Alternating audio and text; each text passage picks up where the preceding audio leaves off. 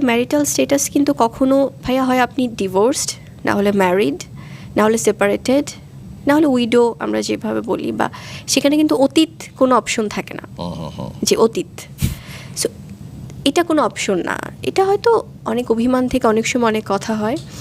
তবে আমার present situation যদি বলি আমি, সো সেক্ষেত্রে আমাদের কখনো ডিভোর্স হয়নি, এবং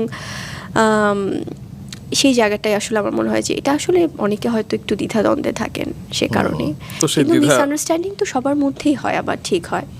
অপু বিশ্বাসের কথাতে এবার যোগ্য জবাব দিলেন অভিনেত্রী শবনম বুবলি। গতকাল একটি ওপেনিংয়ে গিয়ে বাংলাদেশ চর্চিত ইকরার বিষয় নিয়ে বুবলিকে টোন কেটে অনেক কথাই বলেছিল অভিনেত্রী অপু বিশ্বাস। তিনি জানিয়েছিল অনেক নায়িকাদের দেখে ইন্সপায়ার হয়ে তিথি অন্যের সংসার ভেঙেছে, এটা মিন করেছিল বুবলিকে, সেটা বুঝতে কারোরই বাকি নেই। সর্বশেষ এবার বুবলিও খোঁচা মারল অপু বিশ্বাসকে।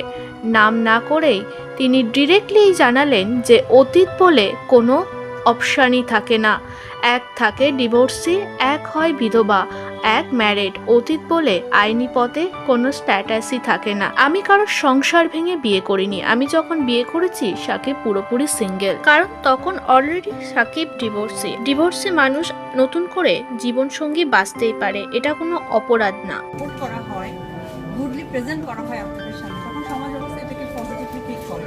যে সাপোজ ধরেন আপু যেমন একজন নারী হয়ে খুব সুন্দরভাবে এটা সাজিয়েছেন, আর একটা নারী কিন্তু এটা যখন দেখবে তখন ইন্সপায়ার হবে যে উনি 50টা শাড়ি দিয়ে ওপেন করেছেন, আমি 5টা শাড়ি দিয়ে করবো। তো ঠিক আপনি যে কোশ্চেনটা করলেন, সেই নারীকে যখন সকলেই মিলে পজিটিভ সাপোর্ট দেওয়া হয়, তখন আর 10টা নারীও কিন্তু নিজেকে ইন্সপায়ার তৈরি করে। ওকে ফাইন, প্রবলেম হচ্ছে না, সুন্দরভাবে কাজ করছে, কেউ তো আমাকে বাজে বলছে না, আমার কাজ কি বাজে বলছে না, তাই আমি কেন বাজে কাজ করবো? 2016 থেকে এত নোংরামি শুরু হয়ে গেছে, মানে একটা ডাস্টবিন হয়ে গেছে ইন্ডাস্ট্রি। আর পৃথিবীতে কি হলিউড নাই, বলিউড নাই, টলিউড নাই? টলিউডে তো আমাদের পাশের দেশে আছে, যেখান থেকে তো সময় কাজ করা হয়, সমস্ত আর্টিস্টকে নিয়ে কাজ করা হয়, টেকনিশিয়ানকে নিয়ে কাজ করা হয়। পরকীয়া দেখে এস্টাবলিশড হয়ে গেছে, তো মানুষ এখানে আবার দেখে সবাই সহযোগিতাও করে। তো যখন কেউ ইন্সপায়ার কাজ হয়, যেমন যে উদ্যোক্তা আমাকে একটু আগে বললো যে আপনি তো নারী উদ্যোক্তা, অনেক নারীকে ইন্সপায়ার করেন, তো এইরকম কেউ করেছে, তাকে সাপোর্ট দেওয়া হচ্ছে, যখন সংঘবদ্ধভাবে তাকে পজিটিভ সাপোর্ট দেওয়া হয়, তখন কিন্তু আসলে সমাজে সেই সংস্কারটাই সৃষ্টি হবে।